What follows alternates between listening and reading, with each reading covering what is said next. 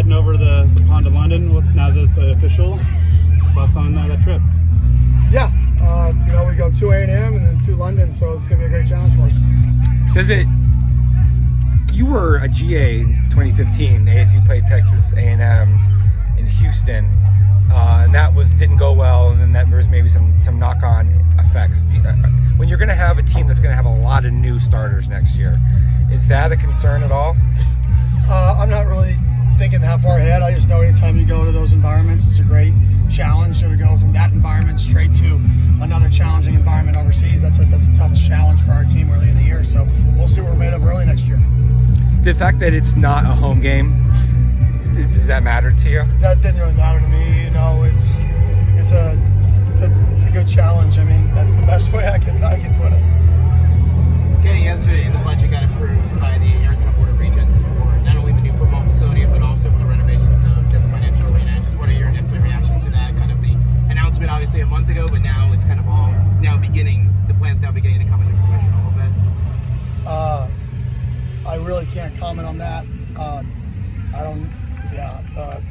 can't comment on that at all. I don't really understand. Yeah, I can't comment on that.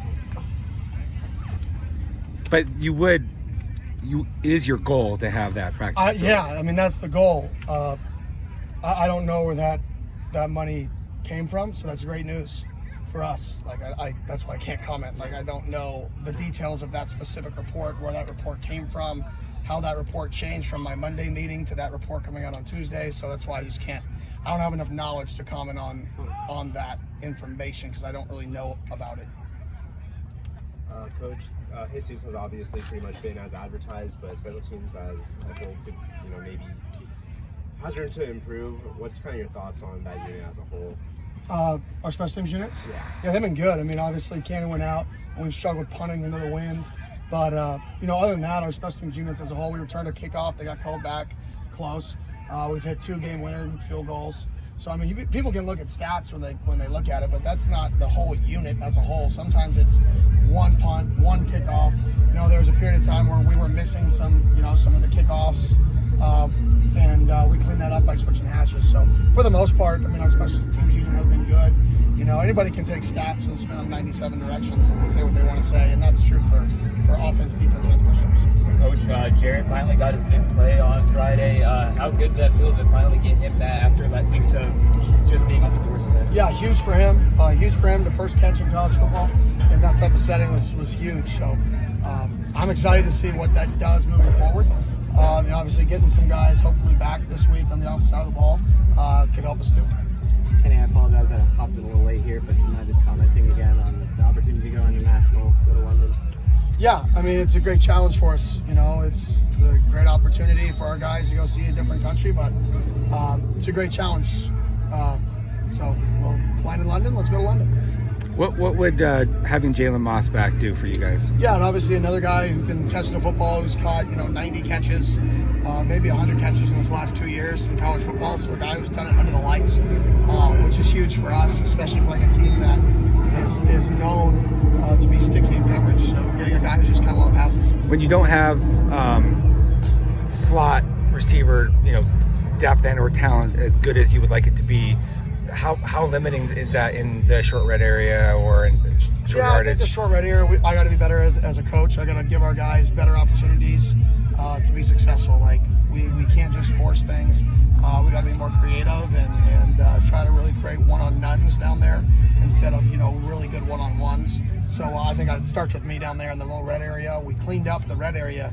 Now we got to clean up the red zone. So I think, or the goal line. So I think if we clean up the goal line and short yardage, that's our next step as an offense. Because first downs are good. Red area was good last week. Goal line, short yardage of that area. They're basically the same down and distance, same situation, except an extra safeties in the fit. Low red sometimes, more cover zero. Other than that, same situation. So we got to clean up that area.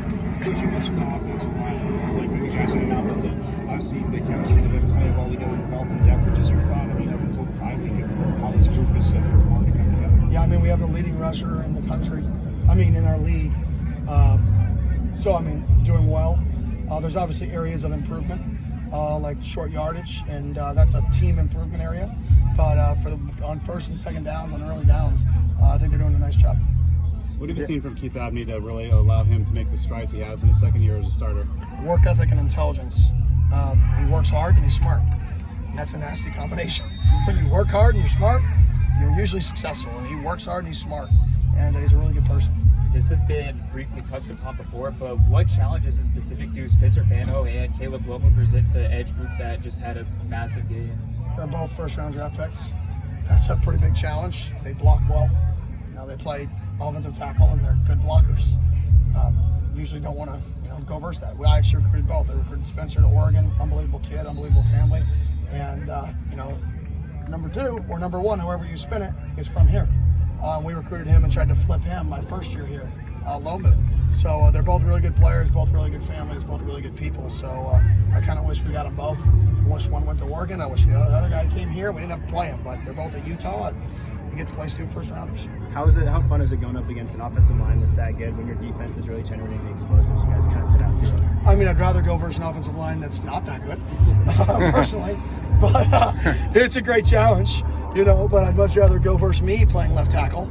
I would sleep way better at night if, like, me and my brother were playing offensive line. But they've got a really good O-line. They got a really good program, so it's a good challenge for us. You guys good? Got Coach Yeah.